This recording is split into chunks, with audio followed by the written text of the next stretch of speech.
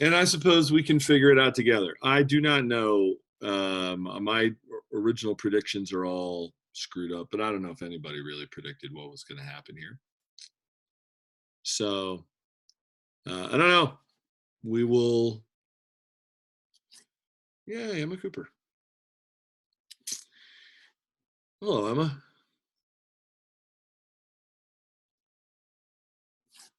There's Evan.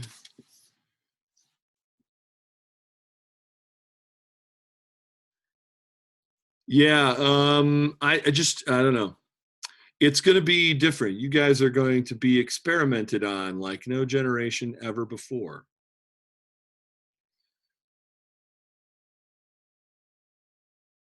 And nobody really knows what's going to happen with it all. Economically, we're going to have a serious problem. It's going to be really, really bad, I think. I think it will be, at this point, it's impossible to forecast. At this point, things are not that bad for a number of reasons. There's whatever slack there was in the economy is 5 or 6 weeks is not enough to absorb it also. Although there's an awful lot of people out there who are not at work anymore. And not by at work, I don't mean going to work, but I don't have a job anymore. So we've got, 6 million, 7 million people filing for unemployment. You're going to have Depression era style unemployment. So I don't know, maybe next fall what we need to do is the history of the Great Depression, so that we can, it'll be like reading the newspaper. If they even have newspapers, not sure they even have those anymore. It's been 7 weeks now since the start of this, since the everything shut down on the week of middle week of March. I would, at the time, my prediction was that by the end of April we would be lifted and not really worried about it anymore. But I forget how humans operate. I don't spend a lot of time with humans because mostly I hang out with you guys. So I don't know very much. Sometimes I forget that I don't really know a whole lot about human beings. And I forget that humans behave in really odd ways under stress. So yeah, I see most people aren't seeing many people. I have been physically outside my house, I think, twice this week. I don't know. You're whatever you are. Fairies, hobgoblins. I don't know. I don't judge. Okay, that's not my job. I don't judge. You be whatever you want to be. But humans are weird, and they behave in really odd ways. So here, for instance, is the deal. In some states, can't remember whether Idaho is actually one of these states or not, but I think it is. You have a hard lockdown order, as in if you do whatever the government has decided lockdown looks like, if you do something different than that, they will arrest you. They actually won't arrest you because they don't have any place to put you in jail. So they'll just, the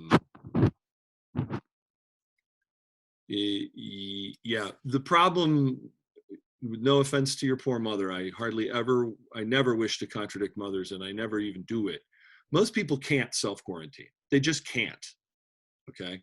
It's nice that we're all rich and we live in places where we can just decide that we don't want to go outside. But there are, I don't know, a third of the population of the United States does not have this option. They don't have enough food to eat. They don't have any money in the bank, and they're not going to get rent moratoria, and they're going to be evicted if they don't go to work. If they don't show up at their job, they get fired. They're essential, which could mean anything from power plant employees to construction workers to who knows what. If you look at I mean, if you look at the ridership on public transportation in New York City, it's way down. I mean, it's 50% of what it normally is. But that 50% can't stay home. They cannot stay home. So I'm getting a little annoyed about rich white people telling everybody to just stay home. There are people that can't. There are other people that would really rather kill themselves. Like really rather kill themselves than stay home.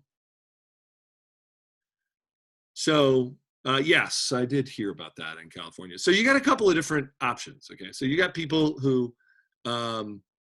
live in states where the governor has said, right. I mean, and if you work for the government, then the government functions are essentially they're necessary, critical functions. You gotta go to work. Some people can work from home, and a lot more people can work from home than we thought could, and that's a great thing. That's awesome. But you have places where you get arrested if you go out. You have other places where it's a suggestion. But as far as I can tell, it's the behavior of the human beings in those two areas is exactly the same. Like in Utah County where I live, the government made a proclamation saying we want everybody to stay home, but I don't have to. I don't have to show the police a pass or anything if I'm outside my house. I can go wherever I want, and I can do more or less, not entirely, but more or less whatever I want. And so that, I mean, that's awesome. That's a huge blessing. North of us in Salt Lake County, the mayor of Salt Lake said, if you go out of your house, basically you'll be shot. No, it's not. That's not exactly okay. It's sort of like, all right, we'll fine you $1 million or something. I don't know. So, but they have more cases in Salt Lake County than they have in Utah County. But that's because people are basically doing the same thing. Like it was already happening before Sherry Swenson decided that she was going to put out the arrest order. It was already happening. So I don't think the behavior has really changed all that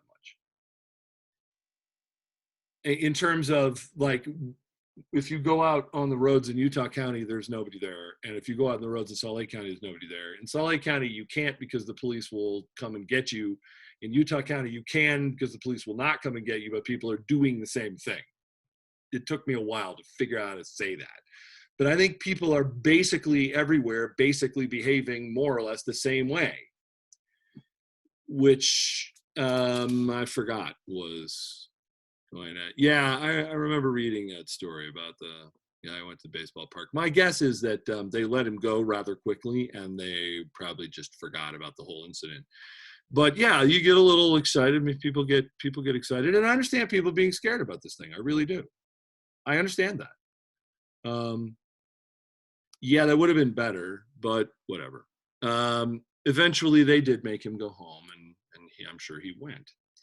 Everybody's kind of handling this. It's tough. It's a really difficult situation, and there's a lot of people that cannot stay home, and there's a lot of people for whom it would be much more dangerous to stay home. Remember and almost all of you come from households where this is true, where is there anybody here who has unrestricted computer time? They can play computer games as long as they want, whenever they want, all day. Anybody? No? Waving? No, of course not. Why? Because it's horrible for you. It's a terrible thing for you. So now we're being told that that's what you should do. Now that's the safe thing to do. It's not the safe thing to do. It's still dangerous. It's just as dangerous as it was before. So we're balancing dangers, and it's not easy to do. If you could just say, everybody stay home for 4 weeks and then we'll be done with this thing, we would do that. Except that will also kill people, and probably it will kill more people than letting people go outside, but maybe not. We don't know. We've been talking about World War I and World War II a lot, so let's see if we can apply some of the lessons that we learn from this.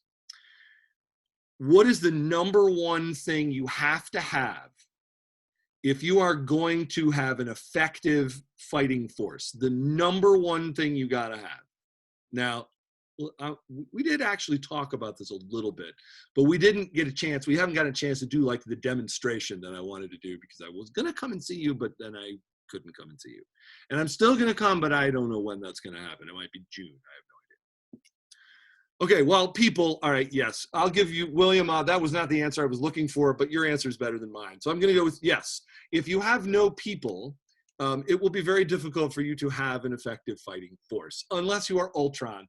And that would, so that's a different thing. If you are Ultron, then consider your minions as your people, okay? Even though you don't like people because people are horrible. Okay, morale is an interesting concept, but how do you get, this is more important than morale. No, Ultron's good. I liked it. I thought Ultron was good. I recommend it. So you got your people. I'll grant William, I'll grant you the people. Okay, so you got people. Now what do you need? Need water and food. Yes, but there's something more important than that even. I know, you're like, what? I mean, you're going to die in 3 days without water. Toilet paper. Yeah, no. Most armies wipe themselves. Remember that? Most armies wipe themselves in different ways than that. Because it's just, TP is too much. Leaders, kind of, we're headed in the right direction with leaders. Land, okay. Weapons, except that turns out you don't really, I mean, that you do, okay. I'm not saying that these things are not important, but there is something you need that's even more important than this if you're going to have a Mistborn. That would be very helpful. Yes, indeed. Or, psychotic robots. A dragon, also good. But suppose you have yeah, sure, these are all very good ideas. Medicine, I recommend medicine strongly.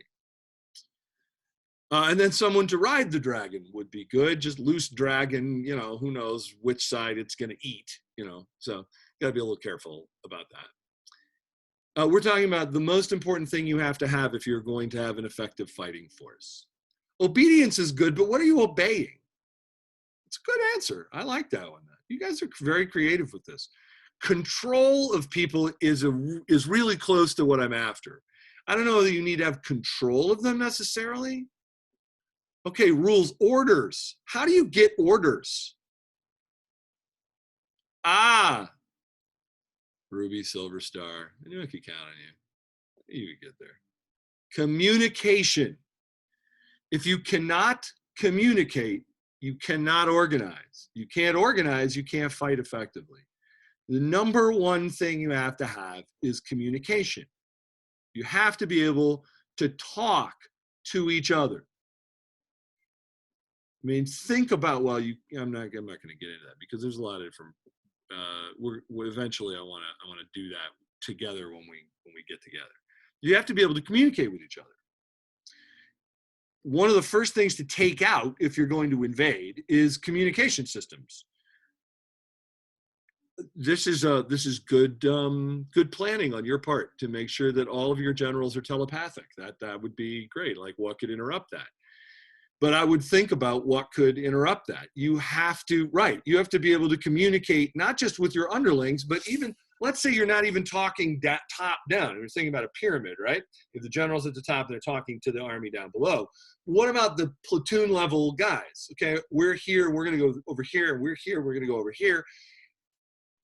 Even with our little trench warfare exercise, right? What if you were unable to talk to each other? How effectively would you be able to dig those trenches? And then once the trenches were dug, how would you know when to get in them? How would you know when to attack the enemy? How would you know what to do if you couldn't communicate with each other at all? So one of the first things you do when you invade, and one of the first things the Nazis did when they invaded France, and they also tried it when they invaded Russia, but didn't work because Russia's a different animal, is they cut communications. You cut telephone and telegraph lines, and then you run around with your radio triangulation system and try to find all the guys who are broadcasting by radio and shoot them so you're cutting off communication. So that, for instance, the British, who've been chased out now of France, they want to get back onto the continent and fight on the continent, but you need to know where the Germans are. You need to know where they are. If you don't know where the enemy is, how effective are you going to be at attacking that?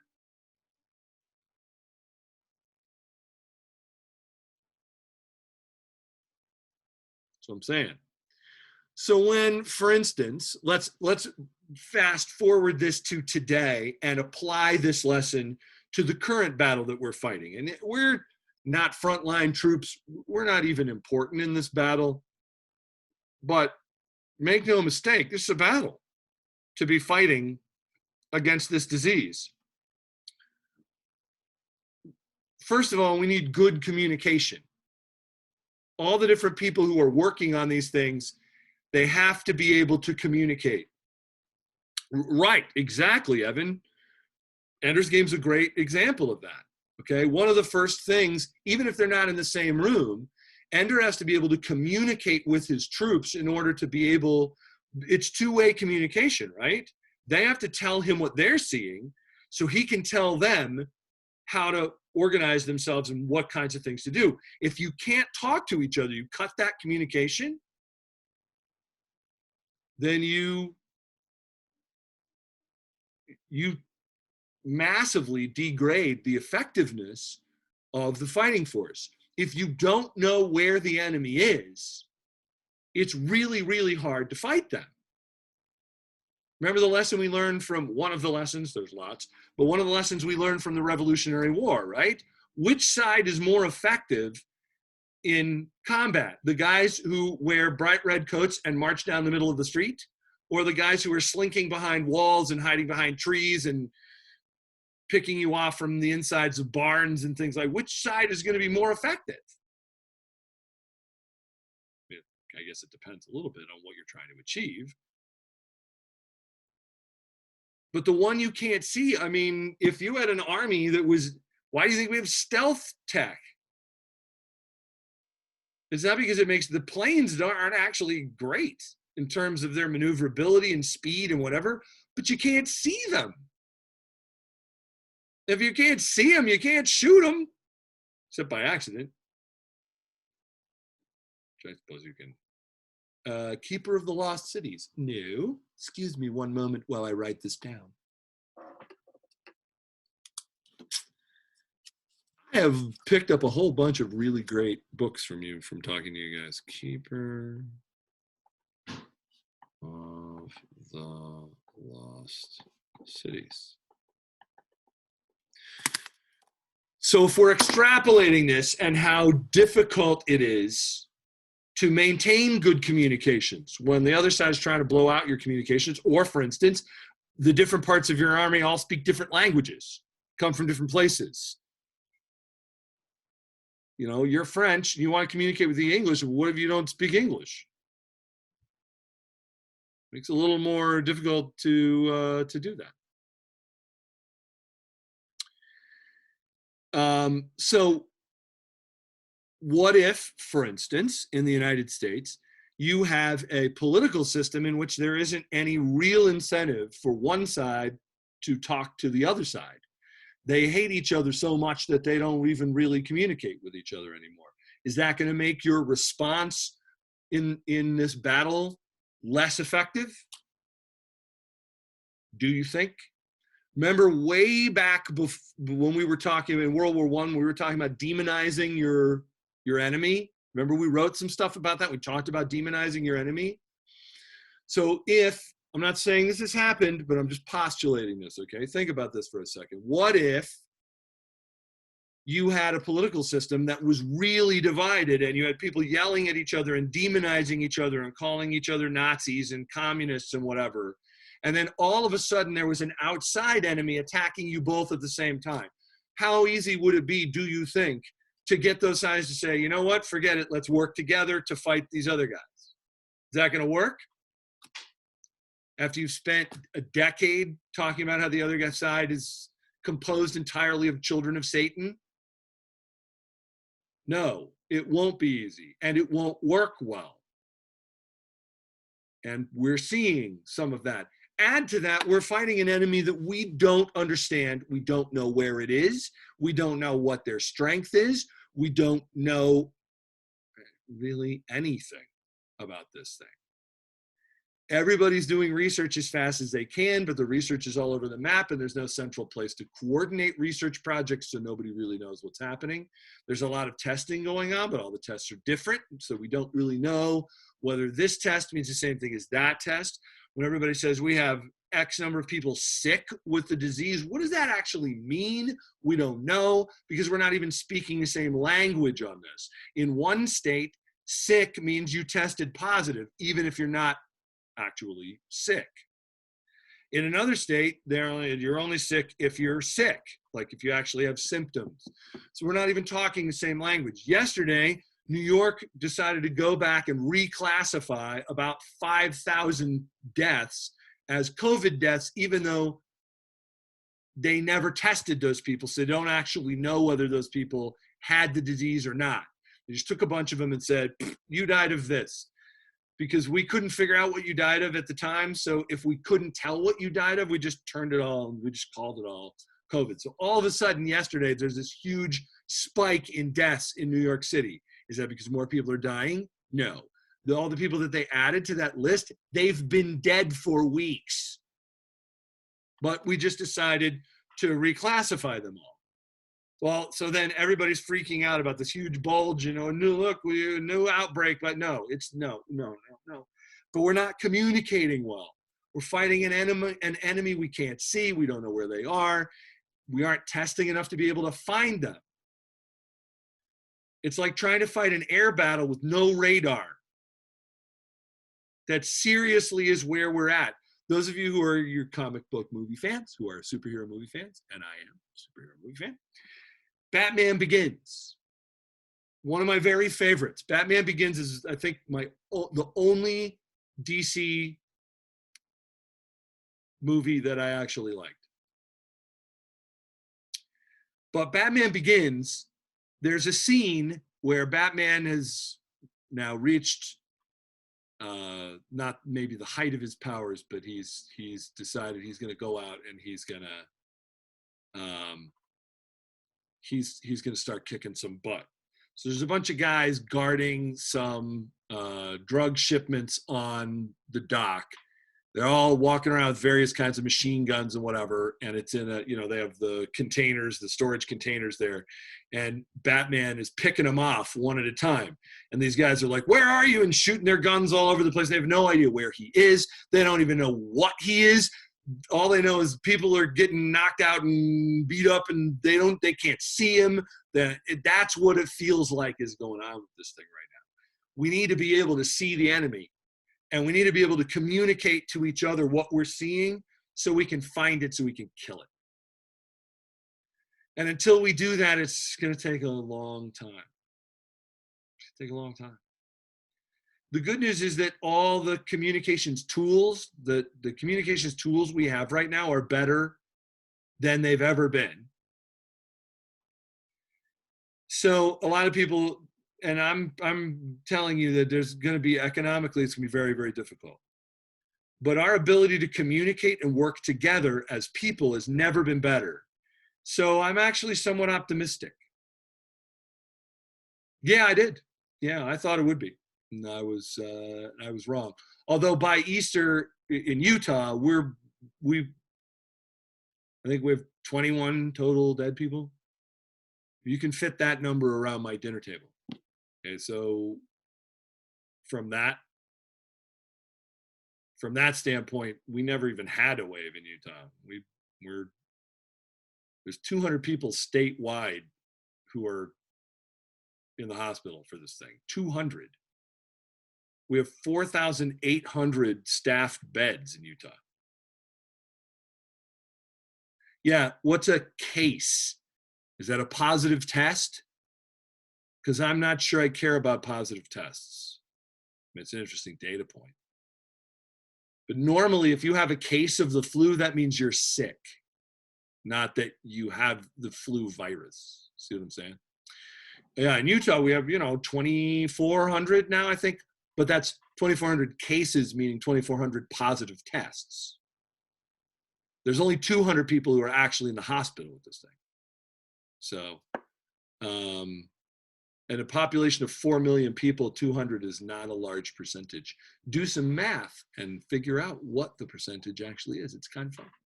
Try to do it in your head. There's a lot of zeros. So when we talk about this stuff that we're going to talk about today, think about your communication problems. You only will spread it if you have it. Maybe. I'm not really sure. You can't spread it if you don't have it, but if you don't have it, how do you know you have it? Or if you have it, how do you know that you don't have it? Or do you have it? See the problem?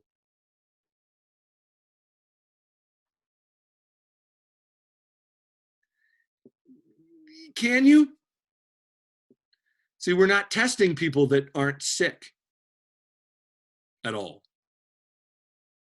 Even in Utah, where we could test a lot more people than we're testing right now, they aren't testing anybody who doesn't have any symptoms. So we still don't know how many people actually have the disease. Yeah, but how do you know you've had it if you haven't been tested? And they don't have an antibody test. I'm with you, Liam. If you want to know where the enemy is, you have to look. Turn the radar on. That's what testing is. Turn on the radar. By the way, my favorite radar story from World War II. Okay? You'll like this one. I know you guys like my stories. That's why I tell you a bunch of stories.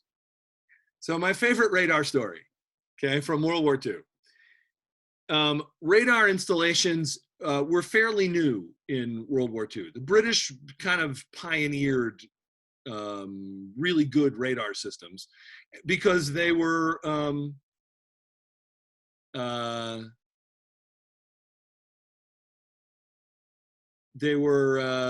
yeah, your neighbor's not going to get it. Don't worry about it. Don't worry about it because there's nothing you can do about it anyway. Yeah, someone on your planet did. Okay, so the British built all these big radar installations because the Nazis were, bombing Britain, right? And they had to find them. So they turned on these radar systems so they could tell where the Nazi planes were, where the German planes were coming from. It's not a case of where you just put up a bunch of fighters and hope that you can find them. The sky is big, okay? You got to know where you're going. So they built all these radar installations, and they tended to build them. You can't really build a radar installation in the middle of London. I mean, you can, but it doesn't work very well because there's tons of interference. So they tend to build them like out on rocky points and stuff in places where it's cold and nasty, right? So radar installations are big. There's a lot of power that goes into them, a lot of electric power that goes into them, and they have resistance, so they're warm. It's like, has anybody hung around with had an old time radio? Well, you do this with computers too, right? So the reason computers have fans is why do computers have fans in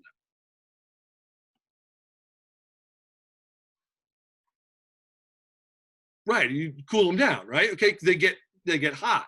Same thing happens with these radar installations, right?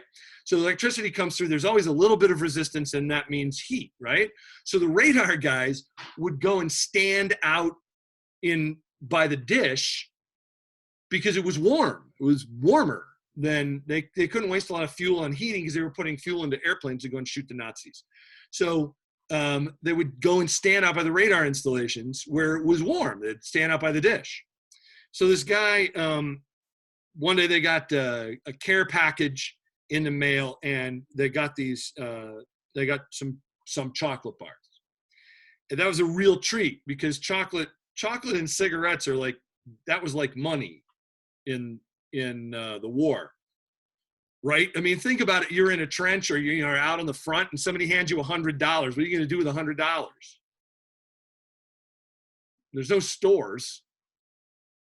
I mean, there's nowhere to spend it. Like, there's nothing. But if somebody hands you a chocolate bar, woohoo, or a can of peaches, good heavens, man, that's gold. So cigarettes and chocolate were like, you could trade those with anybody. You could trade them with the enemy. You could trade them. That was like money, right? So, right, you get to eat it. Food is good. Everybody needs it, right? So they got this care package, and they had these little chocolate bars, and they're going to eat them just a little bit at a time, right? So this guy goes out, and he stands by the radar installation, and he's still cold, but that's why you poison the chocolate. You are a diabolical sort, are you not? That's just wrong. Anyway, so the guy goes out and he stands in front of this radar thing, and it's a little bit warmer. It's not a lot warmer. He's not roasting or anything, but he pulls his chocolate bar out of his pocket and it's melted. And he's trying to figure out why the heck. It turns out that radar and microwave are very similar. They're the same kinds of thing, right? So what this guy did was experimented with radar to see what it would do. And as it turns out, the guy invents the microwave. The first microwaves, not kidding, were built by a company called Amana, and they called them radar ranges. I never understood that. And then in the early 1980s, when we got our first microwave in my house, I didn't know why they called it a radar range, but then I did some research and I learned. Because the guy that invented the microwave, he did it because he figured out that radar was actually melting his chocolate bar. True story. Thank heaven. Thank heaven that guy figured that out. Yeah, if you're trading with the Germans, then either you've been captured already or they've been captured already. And either way, you don't really need to shoot each other anymore. So it's probably not a good thing to do. You smuggle it to them. Now, that's an interesting idea, actually. True story, in Prohibition, the government of the United States figured out that a lot of the bootleggers, the guys who were making illegal alcohol, were doing it by stealing U.S. government grain shipments and alcohol, not drinking alcohol, but like rubbing alcohol and stuff like that. So they poisoned it. Yes, that's right. The United States government poisoned its own people. Super fun. They didn't do a lot of it. They wanted to stop them from making illegal alcohol. They're like, you're not allowed to make alcohol. And they're like, yeah, but we're making alcohol anyway. Okay, well, we're going to poison the thing you use to make it, so then you die, and then you won't do it anymore. It was not effective, by the way. It didn't work. And a large number of people ended up going to jail for that. Anyway, well, not a large number, but a few people ended up going to jail. Let's go, having learned our communications lesson, there will be other lessons to learn from this. Not just never get involved in a land war in Asia. See, if The Princess Bride had been made before World War II, Hitler would have been much more successful, because perhaps he would have heeded Vizzini's last words, some of his last words. Never get involved in a land war in Asia. But alas, he did not. And his troops eventually got involved in the most deadly battle of the entire war. It lasted 5 months. 5 months. No, not the Cold War. We're not there yet. Yeah, I love The Princess Bride. Never go in with a Sicilian when death is on the line. Yeah, I've practiced that a lot. It was Stalingrad. I love you, Abby Sellers. So Yeah, it was Stalingrad. Stalingrad kills, estimates are weird because it's hard to count, but a couple of million people. So thank you. Thank you very much. I've worked hard to become so. Stalingrad, did anybody look up Stalingrad? Anybody do some research on that? It was certainly cold in terms of temperature.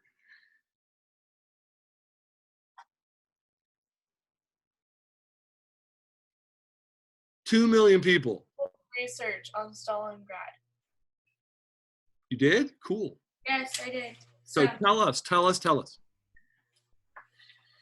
I only did some research, but it was one of the bloodiest battles in the history of warfare.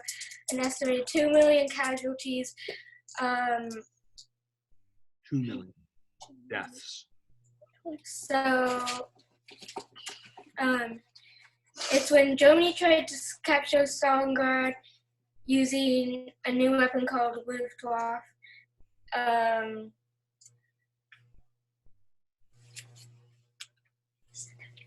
Yeah. Okay, cool. I like that. Part of it is it was very, very cold. It's Russia. Okay, so let's just, it's Russia. So there was a lot of death from starvation and freezing and disease. Remember, disease always kills more people than bullets in war. Remember that. So it's like wrestling your brother. I'm not going to say there aren't similarities, but it's maybe not like, could we just have wrestling contests instead of shooting people? Anyway, you send your best guy and we'll send our best guy. And then, the winner is the winner, I guess. Anyway, so, and then you have the right to call yourself the winner, I guess. Thank you, Morgan. So Stalingrad eventually is a loss for the Germans. Everybody lost. It's one of those battles that everybody lost. But for the Germans, they really needed to get to a base of operations. They needed to take over a town or a city or something that would allow them to get their troops warm and to kind of ride out the winter. The Battle of Stalingrad does not let them do that. It's 1943, and it doesn't work. The Germans are unable to take enough of the city to be able to billet themselves there, to have barracks and to kind of hunker down and wait the winter out. Weather is a major factor in war. We don't tend to pay a lot of attention to it, but there's one, I guess it's not really a battle, but one event in American history where I'm pretty sure you remember, where the weather was kind of a big deal. It's in the Revolutionary War. Thoughts? I know. What? I forgot what the place was called, but it was George Washington. The army had surrounded him, and then it was foggy at night, and that allowed him to cross the river and make an escape. Battle of New York. Very good. That wasn't the one I was thinking of, actually. The one I was thinking of is the angelic Mistborn Dragon Rider's answer is Valley Forge. But you're right. In the Battle of New York, the fog actually makes it possible for Washington to get all of his troops off of Manhattan Island and across the river so that they can escape the British. And the British figure they got them bottled up because the British control the seas. But if you can't see your enemy, if you can't see them, you can't fight them. And this weird fog came up that never happens on the Hudson River. And the weird fog came up, and all of a sudden, Washington's troops are just gone. The British couldn't find them. So Valley Forge, though, what you remember with Valley Forge is, again, winter, right? How horrible the winter is. Why don't we talk about how horrible it was for the British in that winter? In let's see, that one's going to be 1777, I believe. Why don't we talk about how hard it was for the British? Do we just not care about the British?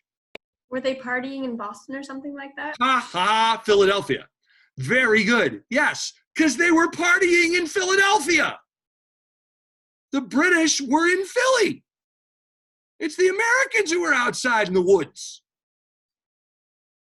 So this is what the Germans are really hoping for, right? Yes, actually, and one of the guys they're inviting to their parties is an American general named Benedict Arnold. Remember that guy? Guess why he figured he would pal up with the British? Because he spent all winter palling up with the British. They were nice guys. They liked him. He liked them. Yeah, the German tanks. Oh man, the things I could tell you about German tanks. German tanks are beautiful. They're beautiful, absolutely gorgeous. They run quiet, fast, so beautiful, and so complicated that if any part goes wrong, you have to have a whole team of mechanics disassemble the tank, put the new part in, and rebuild the whole sucker. It's like building a BMW, right? Whereas the Russians are like, man, we don't care. We'll just they're making their tanks out of cardboard, but it doesn't matter because they make so many of them and they'll work no matter what happens. Cold, man, I don't care. So did it overwhelm you? I wouldn't say the Russian tanks are cardboard.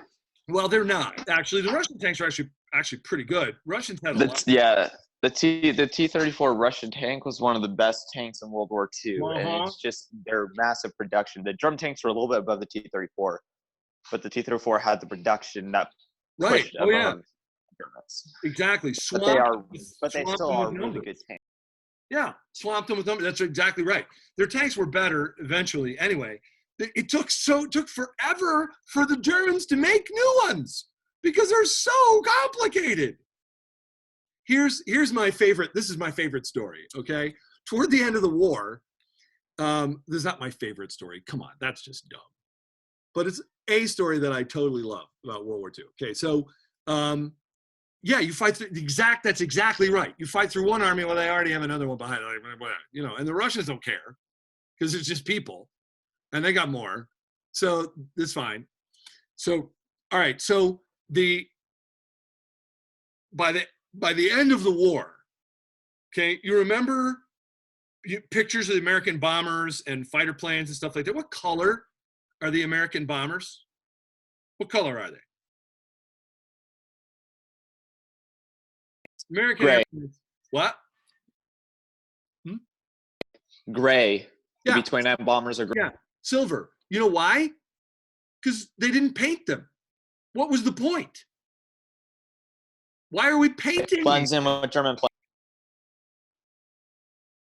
Yeah, so we just stopped painting them. We would just paint, like, you know, the insignia on the airplane, and that's it. Or, you know, if they were bored, the guys would paint half-naked ladies on the side of their plane or whatever. You know what I'm talking about. We don't have to talk about that, okay? They would paint the name of the plane on it, whatever, but they're all silver, right? They stopped painting them because what for? How does painting your airplane help you? It doesn't help you. And it's a waste of time and money. The Germans were painting their V-2 rockets. These are use once incendiaries, right? You shoot it off, boom, okay? Shoot it off, boom. They were painting their rockets. What? But it has to look good. As it streaks through the air and then smashes into an apartment building and blows up, it has to look good all the way. This is the way, okay, so anyway.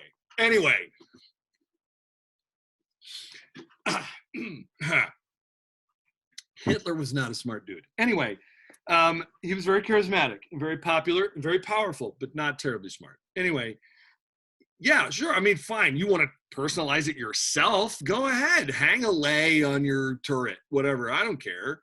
Do whatever you want with it, but I'm pulling out of the, I'm sorry if my broadcast keeps freezing. I don't think it's my end. I don't think that's happening to everybody. They want you to know who did it. You can't even see it. You just hear it. Oh, look. But they put paint on them, whatever. Anyway, so they're running out of equipment. Stalingrad really breaks the German army. It's so cold. It's so cold that your wisdom is -2. Yes, very good sort of Dungeons and Dragons analogy there. Yes, that's exactly right. So, so you're very, that's exactly right. Like, I would love somebody to do a D&D character sheet of Hitler. That would be hilarious, actually. Somebody's got to have done that. Yeah, I love D&D. I think D&D is great. I have my own dice. You know that. You've rolled them. Anyway, so, yeah, plus the mustache of charisma +3 or something. I don't know. I don't know why the little mustache, like, I don't know why that's a thing, but whatever. Mistborn D&D would be fantastic. It really would, wouldn't it? So, that breaks the back of the German army. It's so cold that the German tanks are freezing up, as in they can't start in the morning. Because the oil in the pan that lubricates the engine, when you turn the engine off, it kind of drains out. And then you have a pump that's supposed to pump it back in through the engine as the engine warms up. But if the oil is frozen in the pan, it can't do that, and your tank seizes up and won't run. Yeah, the oil froze. To get cold enough to freeze oil, okay, that's ridiculously cold. The German supply lines got really long. They're 700 or 800 miles long. 6 dudes with a hammer, as you know from our little occupation demonstration, 6 dudes and a hammer can ruin your railroad. So shipping stuff into Russia is almost impossible. Plus, German rail gauges and Russian rail gauges are different. Remember that? When we had that problem with the Hungarians who were or the Austro-Hungarians who were trying to invade Serbia, and every time they hit a border, they would have to stop and move all their stuff onto a different rail car so they could then go on the next railroad system. It's exactly, one dude and some rocks can ruin your railroad. Yeah, and that's exactly what was happening. So the Germans are broken and retreating all through the Eastern Front. When the United States, the Canadians, the British, and what's left of the French army in exile performs on the 6th of June, the largest military operation in world history. What do we call that? Oh, yeah. Oh, D-Day. Yeah, the terrible uniforms too. Oh yeah, no, they're not. They weren't made for. Not you. Oh, Russia.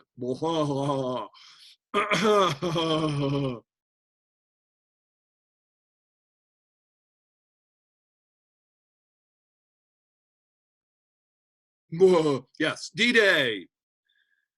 What else do we have? Oh, we had a couple of other things. Who did research on? Did I tell you to research Gold Beach, Sword, Juno? Which one did I tell you? Utah Beach. Utah. Somebody tell me something about Utah Beach. Oh, first, before we do that, how many of you went through my Choice is Yours adventure about Juan Pujol Garcia?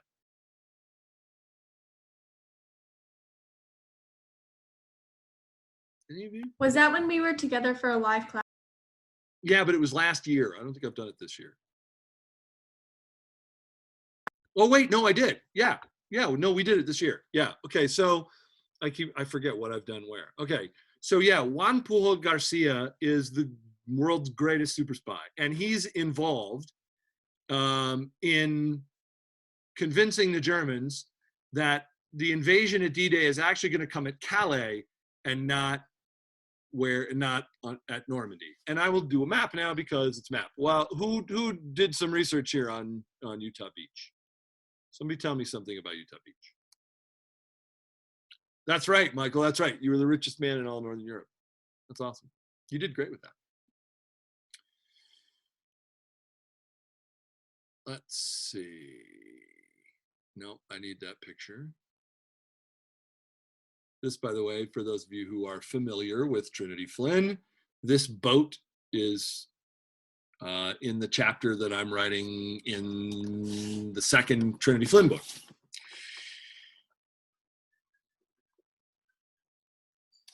Which is almost done. It's this close, so close. Nobody did any research on Utah?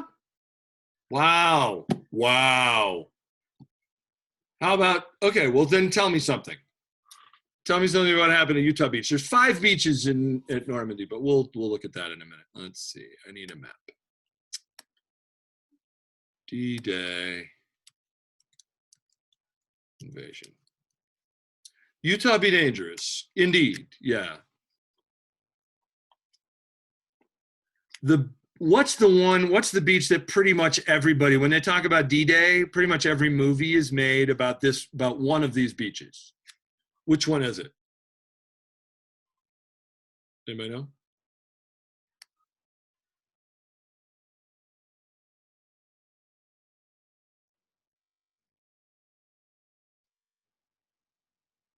France, where all of these beaches were.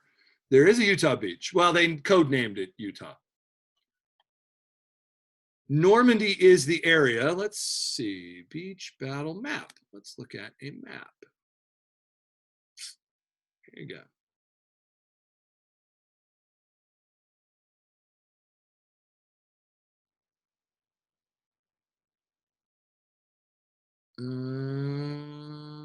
Let's start with this one.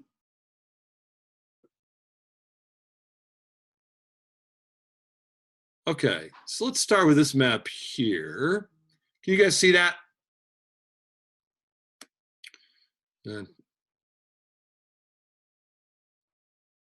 There is no beach in Utah, but there is a Utah beach in France. Map on your list. What? I can't see the map. You can't? Oh. It just shows like lesson 11 intro, lesson 11 instructions. Oh, I showed the wrong screen. Okay, hold on. That's why I asked if you could see it, because I wondered. I shared the wrong screen.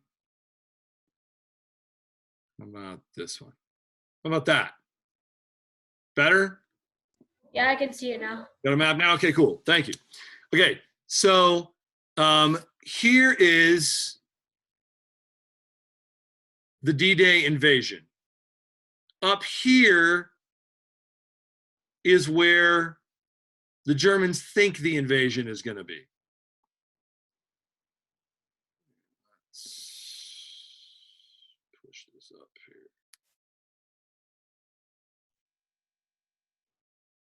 Sheesh.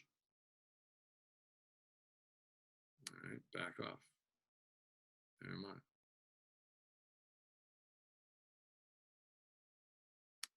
Just show me the map.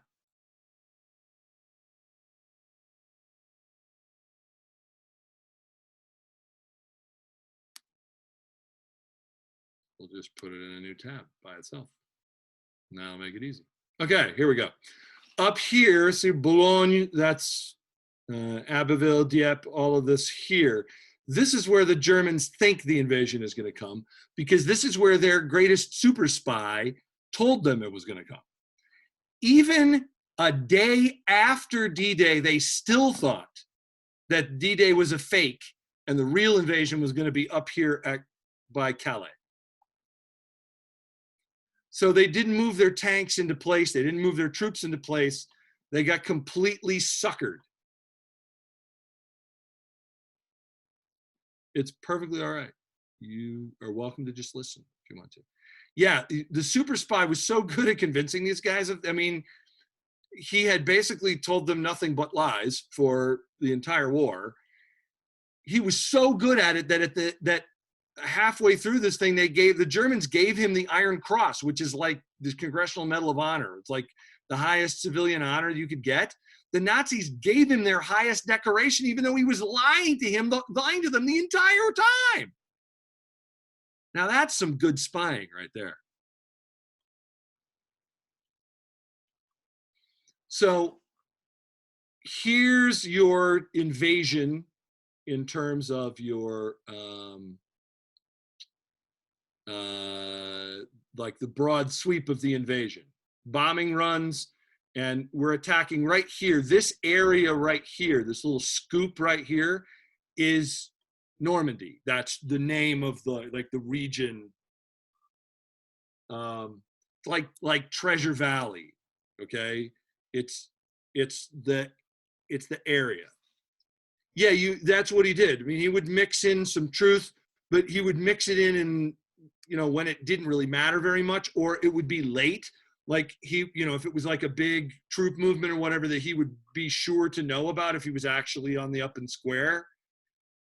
If he was actually like telling them the truth, but if he told them, then they would be able to hit it. So he would tell them afterward and say, "Oh, I was prevented from telling you because I was being watched and I had to hide," or I told such and such an agent, which he would have made that up because there were no other agents. But he was supposed to have this huge network of spies.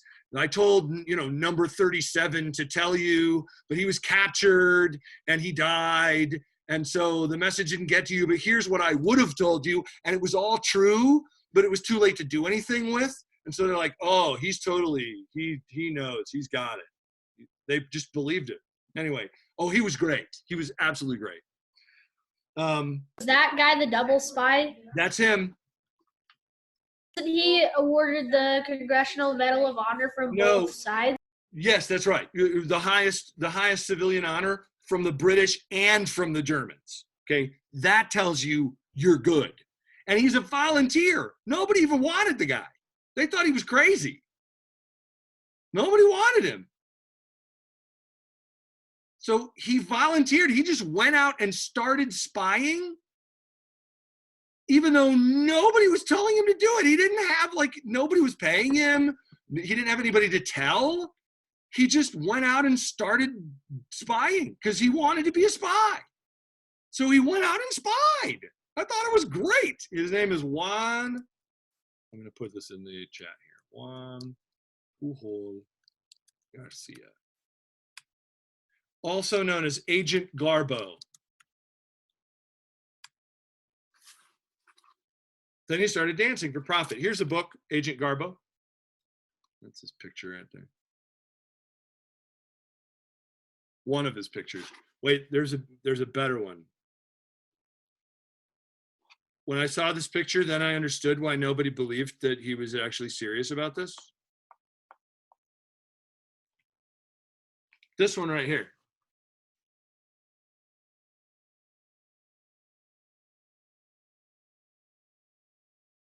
He kind of looks like a goofball. Like that guy comes in your office and say, "I want to be a spy for you. I want to be a spy for you." And they say, "Dude, you're crazy." And that's what seriously. So he just went out and did it because he wanted to. Garbo he was actually named after the highest paid actress in Hollywood at the time, Greta Garbo. Anyway. A lot. He got away with some impossible stuff. The book is unbelievable. Like you read it and you're like, this cannot be true. Okay. But it is. So all right, let's look at a different map here. I want this one. Ooh, that's too small. Let's go for a bigger one. Ooh, that one will do. Open image in new tab. So we don't have to deal with all these ads and crap. Okay, so here's a little more granular map. Here's the D-Day invasion. There we go. By beach. Okay, so right here, this is Utah Beach.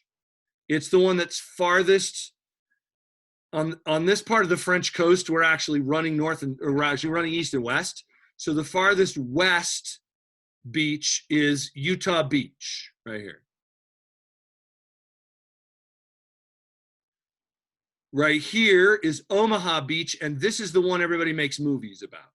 It's Omaha Beach. Right here is Gold Beach, and this is Juno Beach, and this is Sword Beach. So depending on where you were going, you had a beach assignment.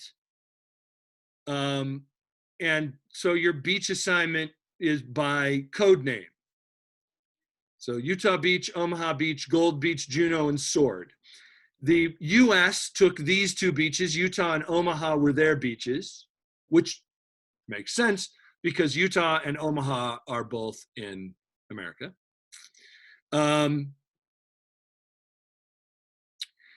Gold, Juno, and Sword beaches were assaulted by the British Second Army supported by the Canadians. Canadians did a lot of fighting on D-Day.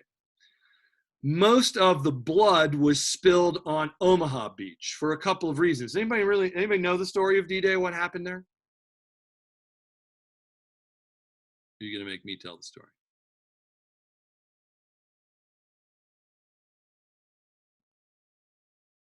Canadians fighting blasphemy. Blasphemy! Not much, that's why I'm in this class. Oh, well, okay then. So all of these landings were, here, now we have photos. Let's get some photos. So now we've done that, let's go back and look at some photoggers of this.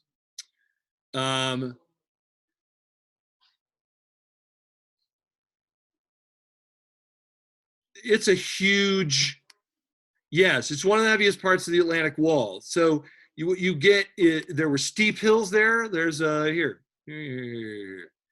We'll just look at some photos so you can see.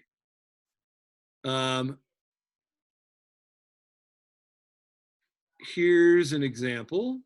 Here's one of the photos. So you're landing on this beach down here, right? Right ahead of us here. This is an armored personnel carrier, an armored amphibious personnel carrier. And up here is where the Nazis are, up here on the top of the cliff.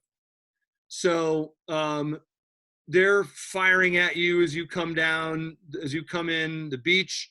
On the beach, here's another picture that shows you, I think, much the same thing. Up here, you have Nazi cement pillboxes, machine guns, tanks, all kinds of things like that. Oh yeah, you have to wade right off the end of your troop carrier here. Now in this one, you can see some American armor has made it ashore. And that's true for almost all the beaches, but not Omaha. On Omaha Beach, they really didn't get any of their tanks ashore. Most of their amphibious tanks were swamped and ended up in the surf and on the bottom of the ocean there, and didn't make it ashore. So there was no cover for the troops, and they're just having artillery and machine gun fire raining down on them. But they're still having to come ashore. And as you can see, like this panel right here is reinforced steel. So the Germans are shooting at the boats coming in, and it's pinging off the front of the troop carrier. But in order to get off the boat, you have to drop the ramp. You can see the ramp here. This is a little later, okay? You have to drop the ramp of the boat so you can get off of it. And as soon as you do, obviously, now the bullets are coming straight through and hitting you. But you have to charge into it anyway because you have to get ashore and push the Germans off this off the heights. At most of the beaches, this works pretty well. At Omaha, it doesn't. Omaha is a bloodbath. Here's another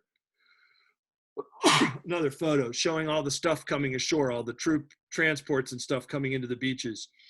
Sword, Juno, Gold beaches, they did pretty well in terms of getting their troops ashore and getting and moving inland. Back to our map here. Back to our map. As you can see, the gold part here on the map, they moved inland pretty simply, right? Omaha, they got almost nowhere. This was all supposed to be supported by paratroop drops. You can see, maybe you can't hear, it's not very big. Let me blow this up. Over here, you can see, oops, that's not what I wanted to do. So right here, you can see these little parachutes. Can you see those? So we have parachute drops over here behind Utah Beach where, yeah, duck under the water, hide under the body of a dead soldier. There's a lot of that going on. The first 15 minutes of Saving Private Ryan is probably the closest that anybody's ever filmed to what actually happened. But there's lots of, there are lots of movies about D-Day that will show you more or less. I can't recommend I can't recommend to you the first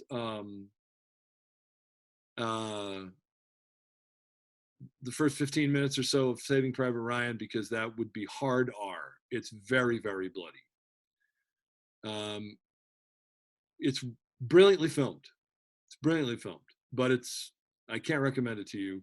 And you could vid angel it if you wanted to, but then you would just skip the first 15 minutes because like the whole thing is incredibly bloody.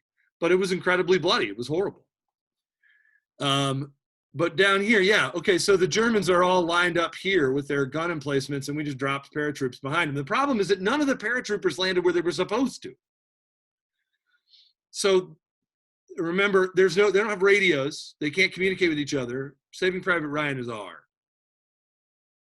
for violence. Yeah, okay, the weather was weird. Plus, once you can't really steer your parachute very well, so the wind blows you off course. It's dark, so you don't really know where you are. The planes got confused in the air and started dropping people in the wrong places. You're scattered, you're blown all over the place. It's just, oh my gosh, crazy. They're scattered all over the place. Almost none of them landed where they were supposed to land, but somehow they made it work. Because, especially American troops, and here we have to talk a little bit about communication again and about decentralized command, okay? Can we talk about decentralized command for a moment? I don't blame your parents for not letting you watch R-rated movies. I'm not going to tell you that they should. That is a parent's call, and I think it's a good call. I didn't see Saving Private Ryan for a very long time. Now I am the parent, and I can make those decisions for myself. But anyway, the American troops were organized in a little bit different way than most armies organize. Your orders come top down, right? General gives the order, and then the colonels, and then so on, and it filters the majors and the colonels, and then it filters down to the platoon level, where you have a bunch of privates and a sergeant and a captain usually, right? That's standard how it works. But American troops are also trained on the objective level, as in, going into the battle, we know this is our objective, or this is World War II anyway, and I think we still do it. I don't know a whole lot about how it works now, but I'm pretty sure that we still do this. This is your objective. We're going to parachute you guys back here behind the lines at VRV, and we want you to, or chef de pont, and we want you to take this objective, okay? We want you to attack this town. Even if you get separated from your command and you can't communicate with them and you don't know what anybody else is doing, you still know what your objective is, right? You still know this is the thing that we are tasked with doing, and on a troop level, on a platoon level, the troops will still carry out their objectives even if they're no longer connected to the chain of command. So this is one of the most frustrating things about fighting the Americans if you're the Germans. So the Germans are very top down, very regimented. If you don't get orders, you don't do anything. Okay, you do something when you get ordered to do something, because the whole German army is like this clock, and it has to, all the parts have to sync together. Okay, and so if you do something that you're not supposed to do, then you get in the way of somebody else and you create a problem and it's a mess. So if you haven't been told what to do, don't do anything. The American army, nah, we already told you what to do. We expect you to just do it. If you get cut off from the command, okay, but just do it. So they would blow up a command center. Like you would shoot the general or the major or whatever. You blow up the command center. You destroy all their radios, their maps, and all their, all their guys wearing all the fancy bars on their uniforms. And the Americans would still come out and kick your butt. And they couldn't figure out what the freak was going on with this. Like, how are they doing this? Because the Americans just didn't care. They're telling their troops, here's what we're going to do. Here's the plan for how to do it. But if you can't talk to us or you get cut off or whatever, we still expect you to finish the job. And they would. They just go and finish the job. All on their own.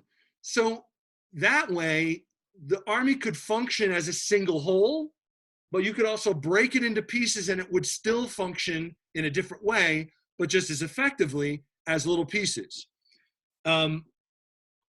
That's pretty good design. Big, massive ships have some advantages.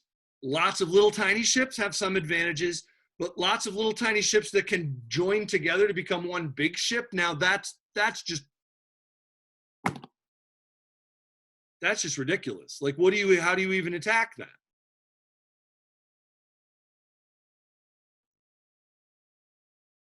Yeah, we've had a lot of movies about this, actually. I think it's Star Trek Beyond, where the Enterprise is a huge, massive ship and goes into battle, and all of a sudden it's attacked by 9 billion mosquitoes.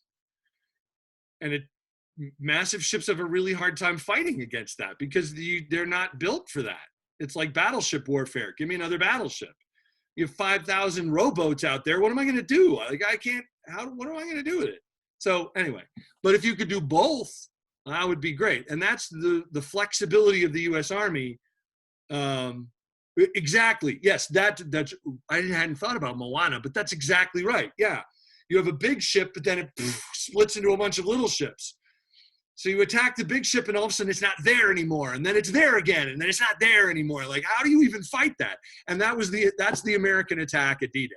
We know we're going to get cut off, so here's your objectives. We expect everybody to just do this. So you have guys way out here, way behind the German lines, capturing German soldiers, blowing up German ammunition depots, and the Germans are like, wait, they can't do that. The front line is out here. They're still over here. What is this?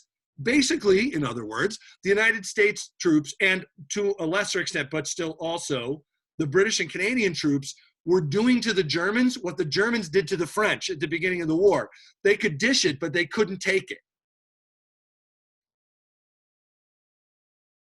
Remember, we talked about how the German tanks came rolling across the frontier and just ran right by the French lines and just kept going? The French are like, hey, you have to come back so I can shoot you. And the Germans are like, no, nein, we are not stopping. And they just roll them by. Yeah, the same sort of thing. All of a sudden, the Americans are showing up 50 miles away from where they're supposed to be.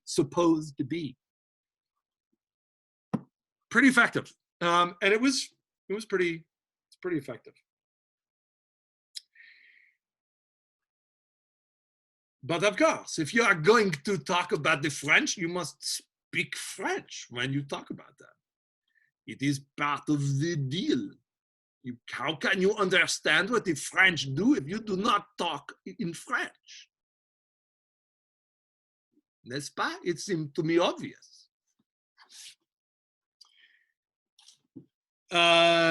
Okay, so yeah. Look at the relative strengths of the troop levels that are coming into the beaches. At Utah, you only have a few. You have the double prong thing here, but they're only landing, and so you're supporting them by dropping your paratroops behind and then you're going to link up. In Omaha Beach, you're throwing like the whole army at it. Oh, you like the German better? Okay, we can talk in a German accent. So we know where the Americans are going to be because our super spy in London, he tells us everything. We know where the Americans are going to be. Und dann we will shoot them. Ja, ja.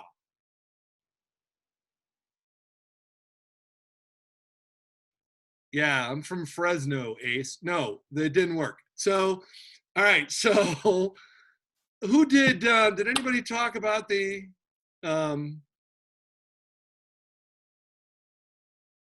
did anybody do research on Bastogne? Or did I tell you not to do Bastogne? Battle of the Bulge, Patton? I did Battle of the Bulge. Sweet. Talk to me about the Battle of the Bulge. Okay. Okay, now I'm good. It went from December 16th, 1944 to January 25th, 1945. The German goal was to wipe out, well, after D-Day, all the American troops, they were all tired, and so Hitler thought, if I can wipe out the American forces through the Belgian and capture the Allied supply port of Antwerp, he would split the American forces in two, and then he wanted to make a separate peace treaty with them and Britain, so then he could focus all his power to wipe out Russia, except they underestimated just nature in general. Germany won at first, but pretty soon the luck just wasn't in their favor. One of the American armies, the 101st, held out for 7 days after being surrounded by Germans, but then they were rescued by General Patton's Third Army. Then, okay, go ahead, and I will go ahead, and I'm going to fill in a little bit of the cool backstory here in a minute. But keep going. You're doing good. Well, now the weather was clearing up, and so now we could use our air fire to wipe out Germans, and so we started doing that, and we regained all the land lost by late January. It was the largest battle fought in World War II, and let's see. The Americans had 80,000 casualties, and the Germany had 100,000 casualties, plus all their tanks, which they couldn't use anymore because they ruined them. Cool. Okay, so this map is very oversimplified, but I like this map because there's this little island right here. See this little island of green? The original, You this didn't red share your here. screen. Oh, oops. Sorry. Thank you. Yes. Right. Share my screen. Sure. Thank you. I just realized I'm illiterate and I never had to spell it out before. I love that's the best part of the whole live action movie is the Gaston scene. It's utterly fantastically brilliant.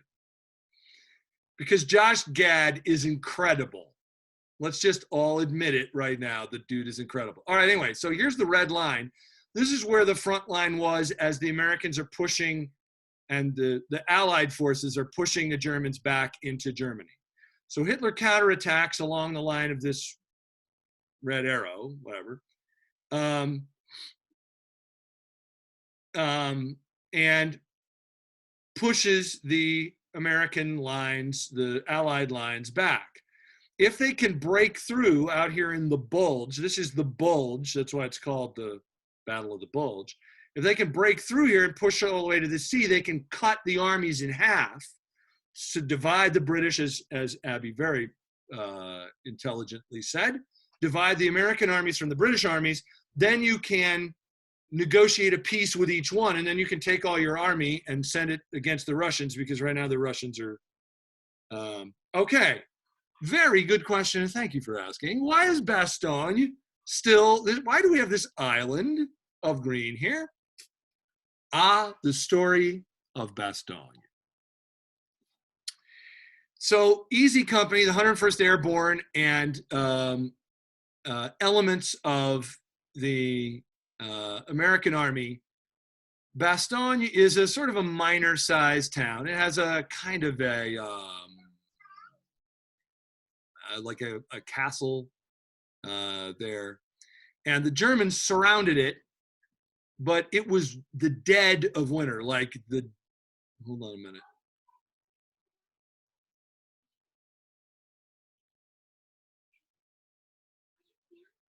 Pictures of winter.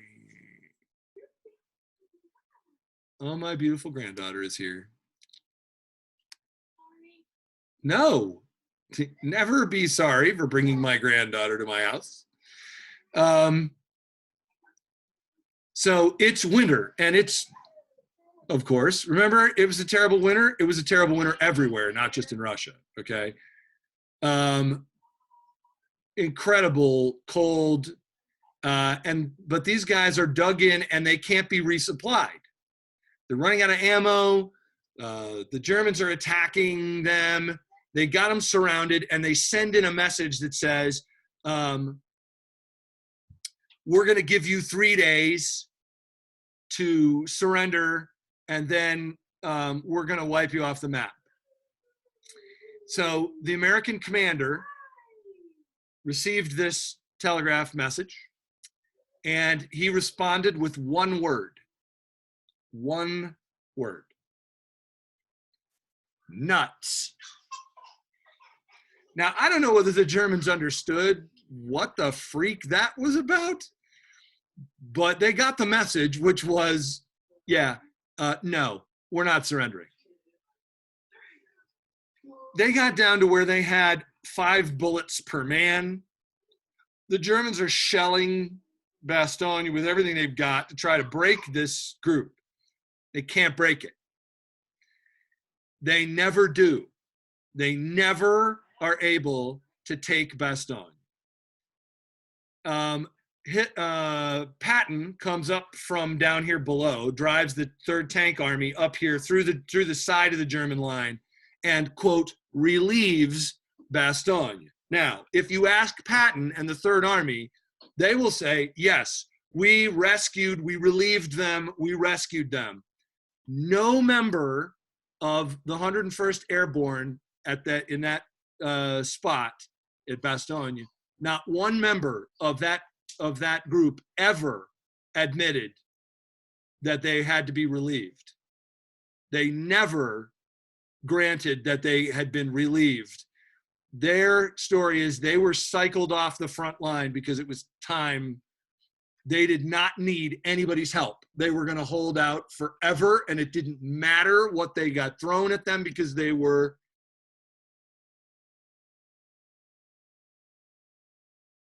fine. Yeah, they were freezing to death. Yes, they had no bullets. Yes, they had no food. Yes, they were being shelled unmercifully and fighting the entire German army. They didn't care. They did not need relief. Not So one. 101st can do anything.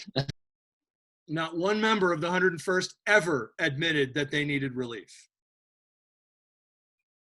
Anyway, they were relieved. Patton breaks through the wall here. They push the Germans back and start pushing into Germany. What do they find when they get there?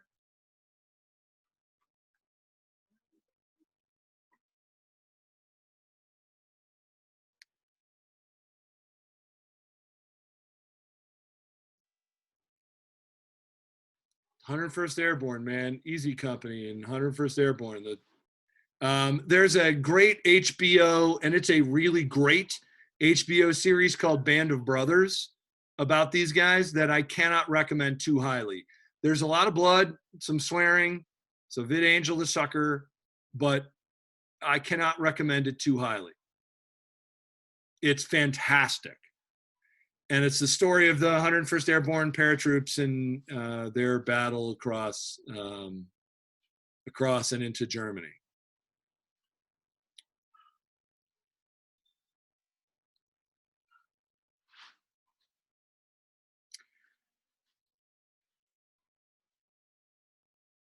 What are you finding when you get into Germany? What do they start to discover?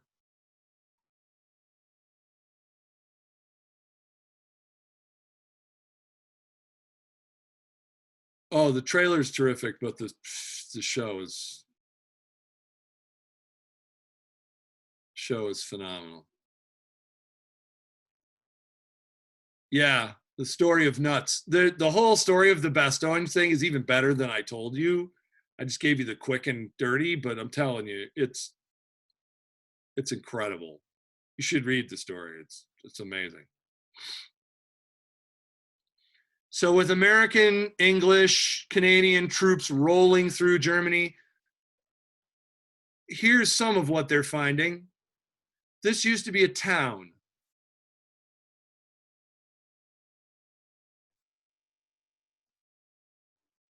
And it's destroyed.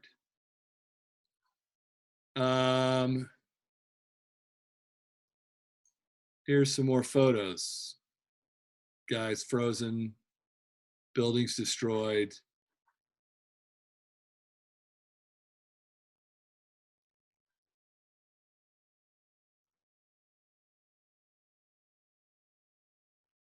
This used to be a town.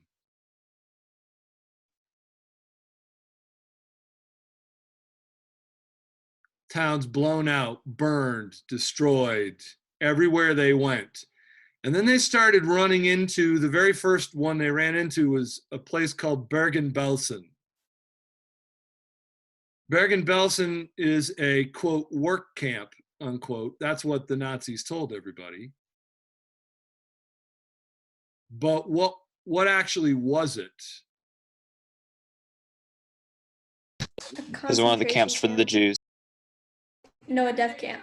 Concentration camp, it's a death camp. The first reports that they got from Bergen-Belsen, here, you'd have to see this.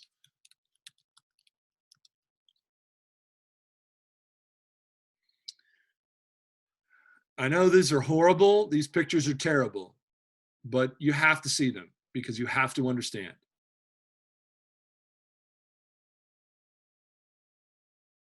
The first reports that came out of Germany about what they were finding when they liberated these camps, the BBC refused to broadcast because they couldn't believe they were real.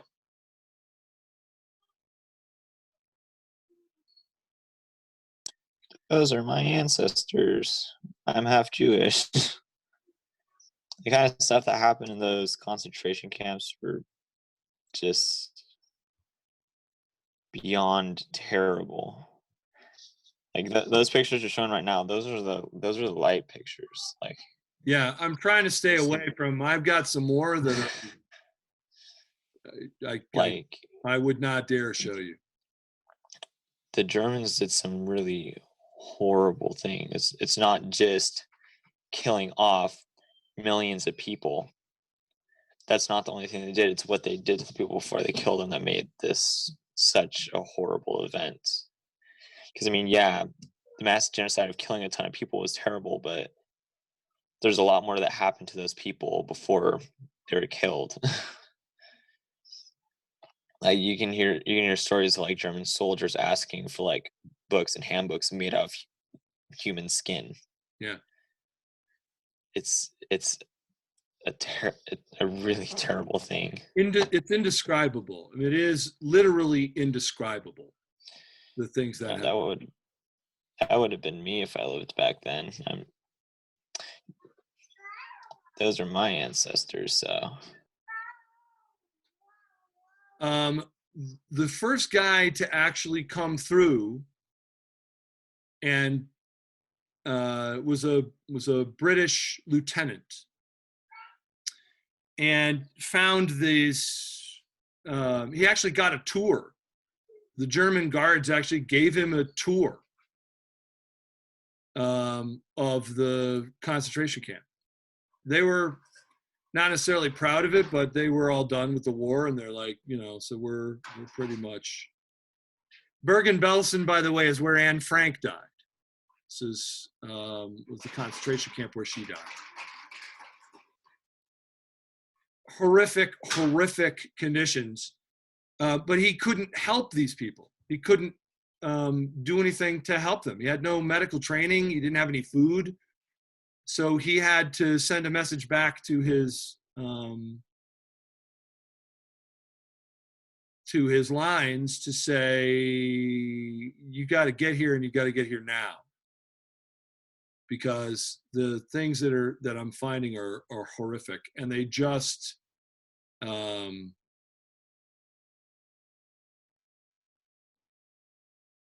they walked over, they thought it was a potato field, and they walked over and found that it wasn't potatoes, and those were bodies lying all over the field. Huge trenches filled with bodies. It really defies the imagination.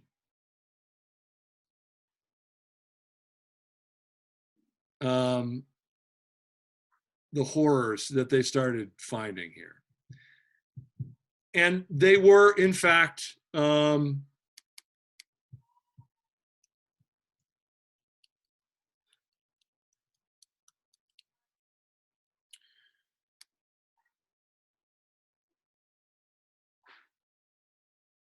here are some examples of what was happening, even not in the concentration camps.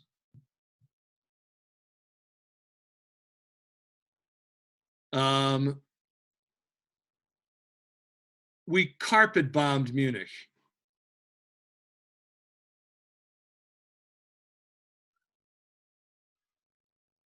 Literally dropped so many bombs that you could walk across.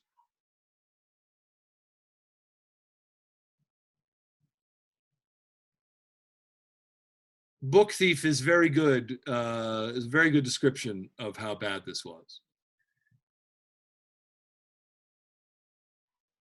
We bombed Berlin. We bombed Munich. We bombed everything we could get our bombers to, and fairly quickly, that was going on everything, because the Germans stopped really being able to stop us, and we more or less could blow up anything we wanted, and we did. Here's a whole series of apartment buildings here, all of them completely burned out. Total destruction. Yeah, yeah, okay, but yes, that's a good point, and I do want to mention that in the last few minutes that we have here. Yeah, oh my gosh, the devastation was horrible. Not just, the concentration camps are absolutely unforgivably awful. There's no getting around that. This is some of the destruction in England. Destruction in France was absolutely beyond belief. Huge destroyed cities, all kinds of things. But what the soldiers were doing on the ground, especially the Soviets, as they came east and pushed the Nazis back, I would get fired if I told you the least part of what they did. But I do want to tell you the story of my dear friend, Madeline Teglashi Magda, who taught me to speak Hungarian when I was in the MTC. She was in her 70s at the time. She escaped from Hungary in 1945, right at the end of the war. Her husband was a captain in the Air Defense Guards during the war, and she knew that if they hung around, that they would be captured and tortured by the Soviets.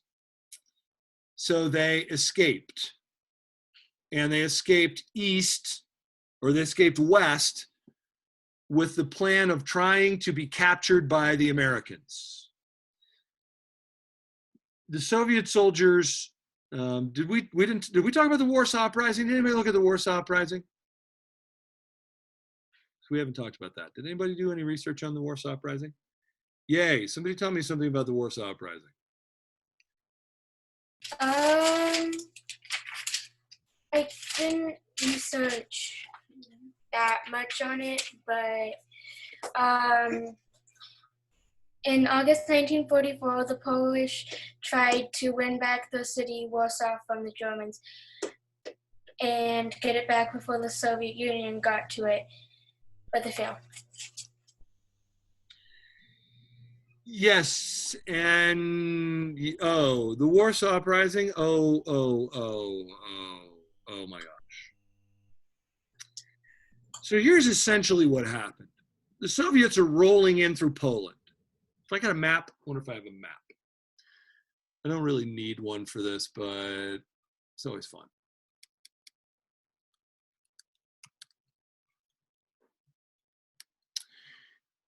The Soviets are coming west, pushing the Germans out of Russia and into Poland and then through Poland. The German army is collapsing. They're having to fight on two fronts, and this is not working. They're being overrun.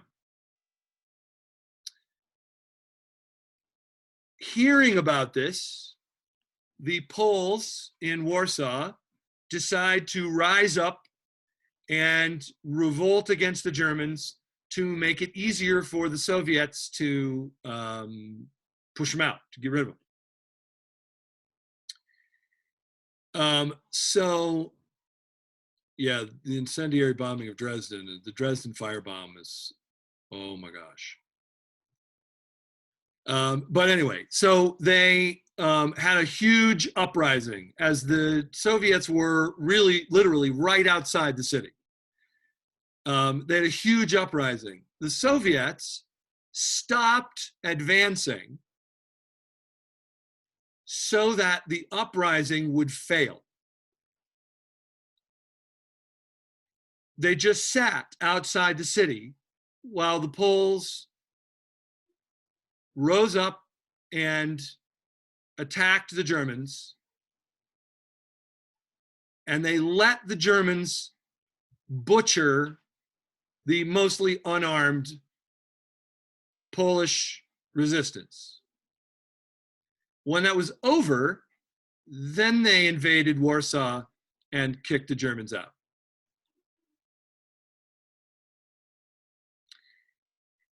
In one story, that tells you everything you know, everything you need to know about the Soviets.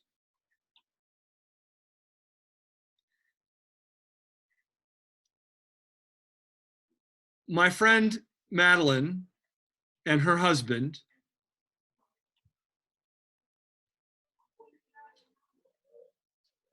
would rather have ended their days in a Nazi concentration camp than being captured by the Soviets. So as the Nazis retreated, she and her husband retreated with them to stay away from the Soviets.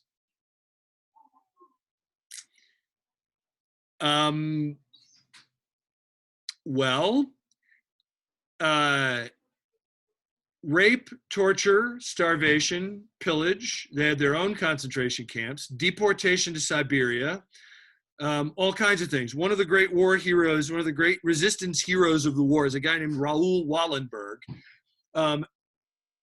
Oskar Schindler in Germany got a movie made about him, which is, I think, deserved. He smuggled out a huge number of Jews and saved thousands of lives. Schindler's List, yes, and the movie was Schindler's List. Oskar Schindler got a movie made about him. Raoul Wallenberg has not had one, but Raoul Wallenberg should have a movie.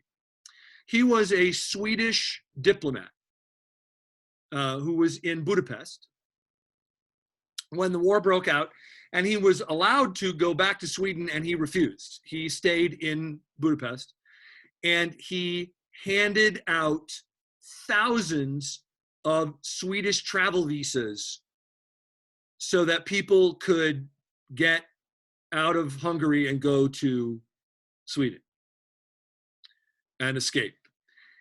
At one point,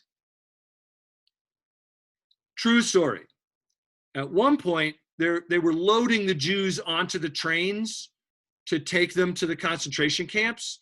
And he walked past the guards, walked up to the trains, and starts handing out Polish travel visas to the Jews on the train. The guy on top of the train has a machine gun, and he points it down at him and says, "You better stop this or I'm going to shoot you." And he said, "Well, I guess you'll have to shoot me," and kept handing out and the guy didn't. He never shot him. He kept handing out travel visas. And thank you for showing us the beautiful blanket clad. That's how you should, I think, take this class, in jammies and a blanket with food. Like, that's how I would do it, except I can't because I have to talk. Wallenberg saved thousands of Jews. Incredibly brave guy. The Soviets, when they came into Hungary, they arrested him, put him on a train, and deported him, and he vanished, and no one knows what happened to him. He disappeared. Why? Because I cannot tell you all the things that I cannot tell you. So my friend Magda and her husband fled the Soviets because what was going to happen to them with the Soviets would have been worse. They would rather have been captured by the Nazis. But what they really wanted was to be captured by the Americans. Because if you could get captured by the Americans, then they would put you in a POW camp and they would feed you, they would give you clothes, they would take care of you, right? And so everybody in Europe, as this is collapsing, everybody wants to be captured by the Americans and the British. Everybody. Because if you can get captured by them, then A, the war's over for you, you don't have to worry about it, and B, they're going to feed you. You have food. They aren't going to rape you in front of your husband, which the Soviets did all the time. Yeah, they didn't have prisons. They basically put you in camps. But, I mean, they got millions and millions of people in these POW camps. Eventually, they failed. She was never able to get captured by the Americans, but she was captured. She and her husband were captured by the Germans in southern Germany. They let her go. They kept him because he was a soldier or whatever.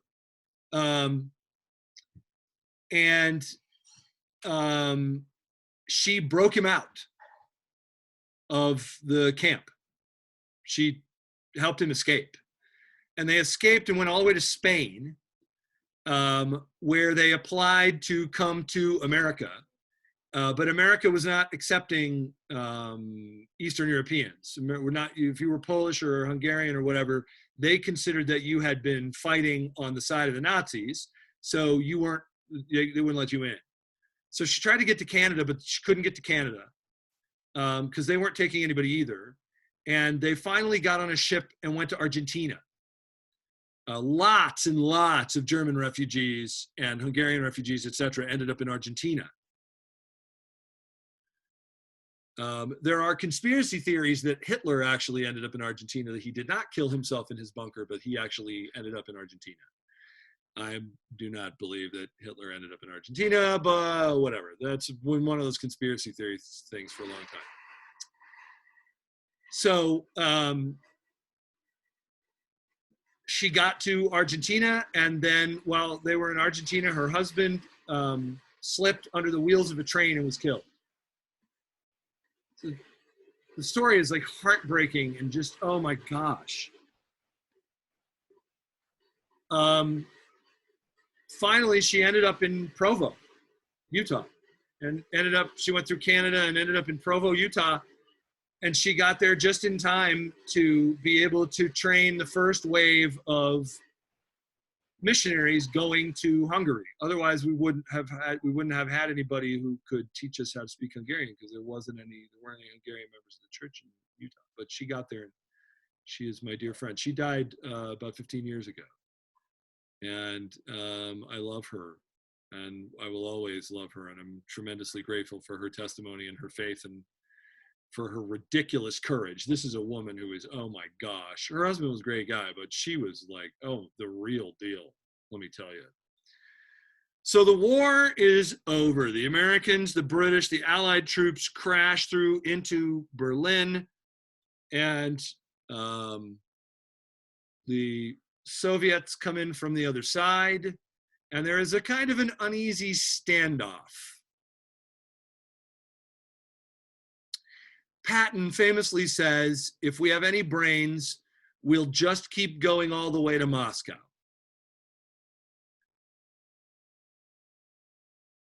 But the diplomatic corps, Roosevelt was by this point dead. Franklin Roosevelt died of stroke, and Truman is now president of the United States, and he did not want the war to continue.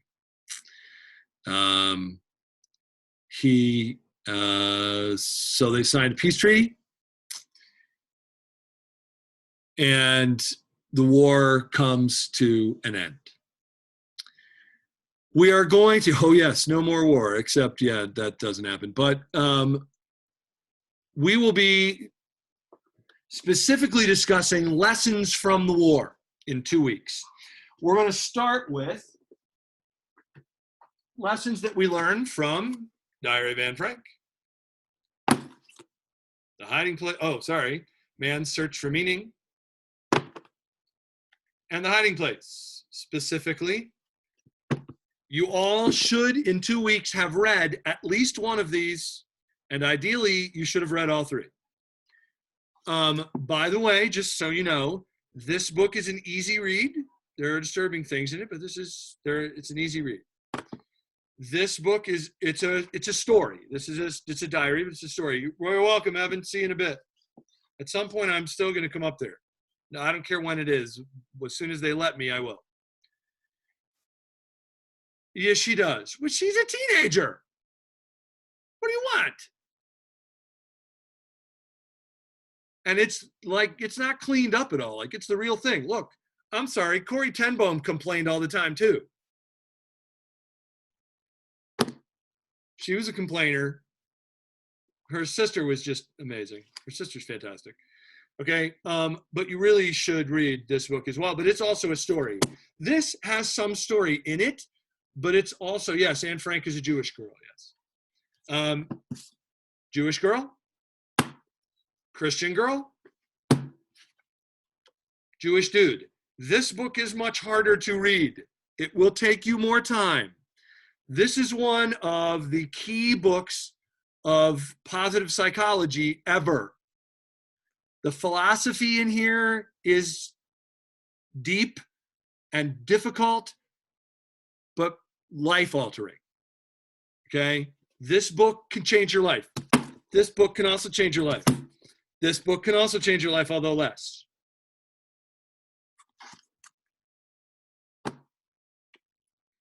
She's a teenage girl. Of course she has a crush. What are you going to write in your diary? You want people to pull your diary out and publish it 70 million times? I don't want my diary being published 70 million times. When I came home from my mission, they microfilmed all of my journals and put them in the church archives. I believe they are under lock. Like, you have to have security clearance. It's not security clearance, but whatever LDS church clearance is to read them until I'm dead. And since I'm going to live to be 200, you're going to have to wait.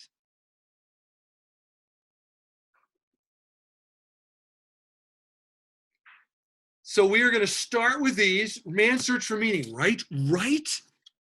My head is still in the process of exploding from the stuff that I read in there. Dang. I need to read it again. This guy's in a concentration camp. I'm in my house. I'm complaining. I'm whiny. I'm like, oh, this sucks. I hate it. This guy's in a concentration camp. He's more positive than I am. That's a problem. I'm ashamed of myself. I'm going to do better. Yeah, I know, but I don't want to whine though. Like, I don't. Makes me feel icky. but also I'm sad. All right, people. Class has come to an end. And I will let you fly and be free. And I will see you in 2 weeks, and we will wrap up World War II, talking about the lessons we learned. I'm going to want to hear what your favorite thing was, what your lesson that you learned, and everybody's going to get to talk. So make sure your mic is working because I want to hear from you. Okay, good. Yes, everybody. Yes, yes, yes. Vivian's like, hooray, I get to talk.